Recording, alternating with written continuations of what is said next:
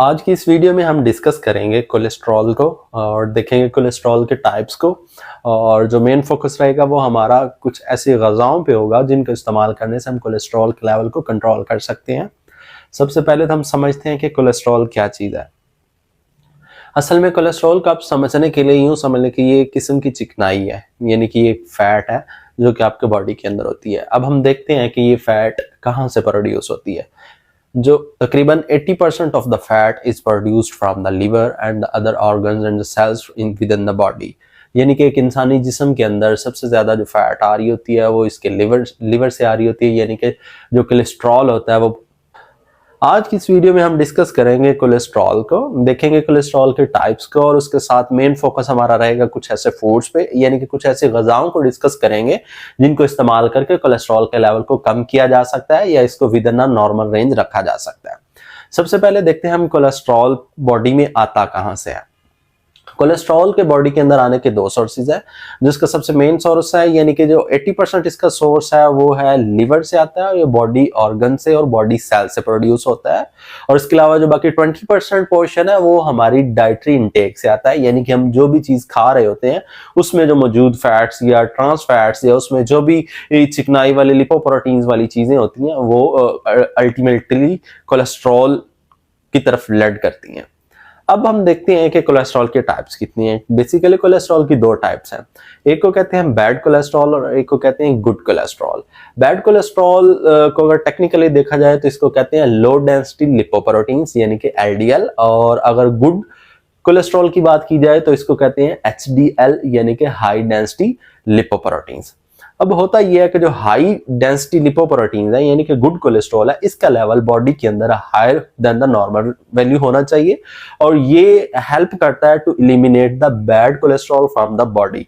यानी कि जो एचडीएल है गुड कोलेस्ट्रॉल है ये पकड़ के बैड कोलेस्ट्रॉल को लिवर की तरफ ले जाता है और लिवर से उसको ब्लड वेसल्स के अंदर ट्रांसफर करवाता है और वहां से ये एलिमिनेट करवा देता है। सर्कुलेशन में आने के बाद ये एलिमिनेट हो जाता है। इसके अलावा अगर हम देखें कि कोलेस्ट्रॉल का लेवल किन पेशेंट्स के अंदर बढ़ता है, मतलब कि कौन से ऐसे इंडिविजुअल्स हैं या कौन से ऐसे मरीज हैं जिनके अंदर कोलेस्ट्रॉल बढ़ने के चांसेस ज्यादा होते हैं। अगर उन पेशेंट्स और उन इंडिविजुअल्स की बात करें तो उनमें जो नंबर 1 यानी कि पहले नंबर पर आते हैं वो ऐसे लोग हैं जिनमें ग्रेजुअली वेट गेन हो रहा हो, यानी कि बहुत अचानक और बड़ी तेजी से उनके वजन में इजाफा हो रहा हो, यानी कि वो मोटापे का शिकार होना शुरू हो गए हो। उन पेशेंट्स के अंदर कोलेस्ट्रॉल का लेवल और बैड कोलेस्ट्रॉल यानी कि एलडीएल का लेवल बढ़ने के चांसेस बहुत ज्यादा होते हैं। इसके अलावा ऐसे लोग जो अपनी डाइट इनटेक के अंदर शुगर्स का बहुत ज़्यादा इस्तेमाल करते हैं, पेस्ट्री बहुत ज़्यादा इस्तेमाल करते हैं, फ्राइड फूड्स का इस्तेमाल करते हैं, फ्रोज़न आइटम्स यूज़ करते हैं, यानी कि फ्रोज़न आइटम्स को दोबारा डीफ्रोस्ट किया जाता है, उनको फ्राई करके खाया जाए या माइक्रोवेव ओवन के ज़रिए गर्म करके खाया जाए। इन दोनों सिचुएशंस के अंदर ट्रांस फैट्स बॉडी में जाती है और ये आपके बैड कोलेस्ट्रॉल को यानी कि एलडीएल को बढ़ाने का जरिया बनती है। ये तो था कोलेस्ट्रॉल के टाइप्स और उसके बेसिक सा ओवरव्यू था। अब हम बात करते हैं कुछ ऐसे फूड्स की जो कि हमारी वीडियो का मेन फोकस और मेन पॉइंट है कि वो ऐसी कौन सी ग़िज़ाएं हैं जिनको इस्तेमाल करके हम कोलेस्ट्रॉल के लेवल को नॉर्मल रख सकते हैं। अब कोलेस्ट्रॉल के लेवल को नॉर्मल रखने के लिए हमें चाहिए कि हम अपनी डाइट के अंदर फाइबर का इंटेक ज्यादा लें, यानी कि ऐसी ग़िज़ाएं शामिल करें जिनमें फाइबर कंटेंट ज्यादा हो। तो जब भी फाइबर कंटेंट की बात होती है तो leafy green vegetables are on the most of the number, यानी कि जो सबसे पहला नंबर आता है वो है लीफी ग्रीन वेजिटेबल्स। ऐसी तमाम सब्जियां और फ्रूट्स जिनको आप छिलके के समेत इस्तेमाल कर सकते हैं उनको as it is raw form में इस्तेमाल करना चाहिए, जैसा कि सेब, खीरा, अमरूद, गाजर। ऐसी चीजों को आपको चाहिए कि आप छिलका उतारे बगैर इस्तेमाल करें ताकि आपका फाइबर इंटेक बढ़ जाए। अब ये फाइबर आपकी बॉडी से बैड कोलेस्ट्रॉल को एलिमिनेट करवाने में हेल्पफुल होगा।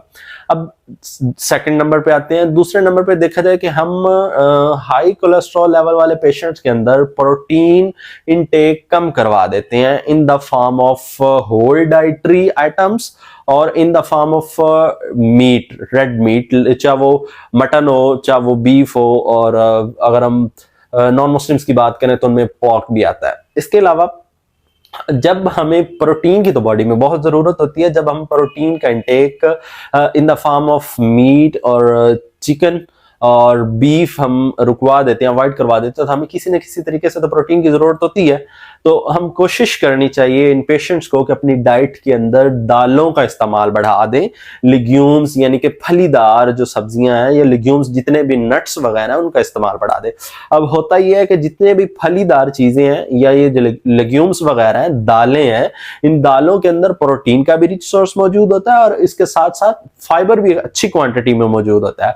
आपकी प्रोटीन का लेवल भी बेहतर रहता है और आपका फाइबर इंटेक बढ़ने की वजह से आपका कोलेस्ट्रॉल का जो लेवल है that's also remain in the narrow range. इससे अगली जिस चीज की हम बात करते हैं दैट इज द पीच यानी कि नाशपाती। नाशपाती को बहुत से लोग बड़े शौक से खाते हैं। नाशपाती के अंदर दरअसल बहुत से मोनो अनसैचुरेटेड फैटी एसिड्स मौजूद होते हैं जो कि HDL में आते हैं यानी कि हाई डेंसिटी लिपोप्रोटीन्स में आते हैं। आप जब इसको खाएंगे और इसके साथ साथ इसका फाइबर कंटेंट भी बहुत अच्छा है और आप जब इसको अपनी डाइट के अंदर इस्तेमाल करेंगे तो आपका HDL का लेवल इंक्रीज करेगा और आपका LDL का लेवल डाउन कर जाएगा, यानी कि जिस कोलेस्ट्रॉल को कम होना चाहिए ये उस कोलेस्ट्रॉल को कम करने में बहुत हेल्पफुल होते हैं। उम्मीद करते हैं आपको ये वीडियो अच्छी लगी होगी। इस तरह की मजीद वीडियोस देखने के लिए हमारे चैनल को जरूर लाइक और सब्सक्राइब कर दीजिए। नेक्स्ट वीडियो तक के लिए अल्लाह हाफिज।